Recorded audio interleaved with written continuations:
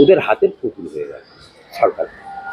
কিন্তু মমতা বিবি, মমতা বেগম, মমতা খালা, মমতা আপা, ডাইনি মুখ্যমন্ত্রী, দোকান কাটা মুখ্যমন্ত্রী, নির্লজ্জ মুখ্যমন্ত্রী, ও তো আসল রূপ দেখিয়ে দিল।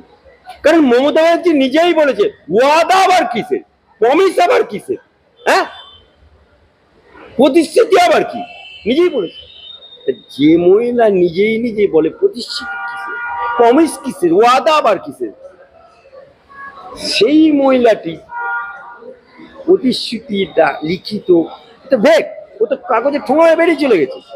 তাহলে আজকে ডাক্তাররা আন্দোলনটা তুলে নিয়ে আবার নতুন করে আন্দোলন সৃষ্টি করা, এটা জন্য দায়ী এই ডাক্তাররা নিজেরা।